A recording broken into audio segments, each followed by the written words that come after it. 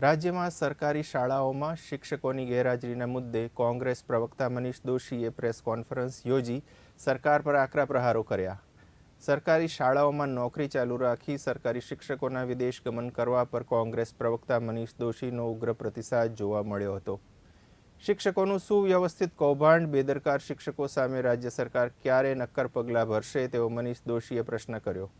ગુજરાત પ્રદેશ કોંગ્રેસ સમિતિના media convener અને પ્રવક્તા ડૉક્ટર મનીષ દોશીએ આકરા પ્રહાર કરતા જણાવ્યું હતું કે ડમી સ્કૂલના મોટા પાયે ચાલતા વેપલાની સાથે ડમી શિક્ષકોનું વ્યાપક દૂષણ શિક્ષણ જગત માટે ચિંતાજનક જોવા મળે છે. સાથે આ મુદ્દે મનીષ દોશીએ શિક્ષણ વિભાગને ભ્રષ્ટાચારનું એપિસેન્ટર ગણાવીને આકરી ઝાટકણી કાઢી. સરકાર જે દાવા કરે છે રિયલ ટાઈમ મોનિટરિંગની, રિયલ ટાઈમ એટેન્ડન્સની અને વિદ્યા સમીક્ષા કેન્દ્ર જે કરોડો રૂપિયાના ખર્ચે સરકારે ઊભું કરીને તામઝામ સાથે દેશનું મોડલ વિદ્યા સમીક્ષા કેન્દ્ર છે તેવા દાવા કર્યા.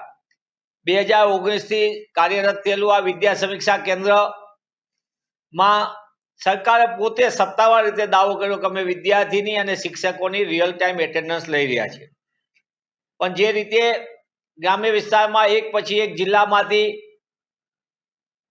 શિક્ષકોની લાંબા સમય સુધીની ગેરહાજરી અને એ ગેરહાજરીના કારણે વર્ષ, 1.5 વર્ષ, 2 વર્ષ, 3 વર્ષ સુધી શિક્ષક જ ન હોય, એના કારણે ગુજરાતના ગરીબ સામાન્ય ગ્રામ્ય વિસ્તારના બાળકોના અભ્યાસ ઉપર ગંભીર અસર પડી રહી છે.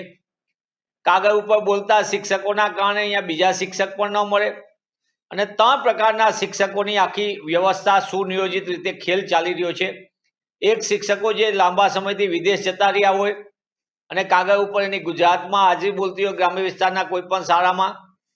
બીજા શિક્ષકો કે જેમને નિમણૂક જે થઈ છે તેમની જગ્યાએ પોતે ડમી શિક્ષક તરીકે ચલાવતા હોય, એટલે કે કોઈને પોતાના આસિસ્ટન્ટને જવાબદારી સોંપી દે અથવા બીજાને થોડો પગાર આપીને એને કામ સોંપી દે અને પોતે બહાર બીજા ધંધામાં વ્યસ્ત હોય કે બીજી જગ્યાએ હોય.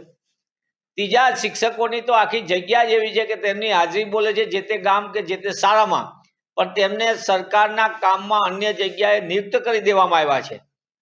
આવી સંખ્યા પણ મોટા પાયે છે. પણ સરકારની પેટનું પાણી એટલા માટે ચાલતું નથી કારણ કે સરકાર જ આખા કૌભાંડમાં ડૂબેલી છે.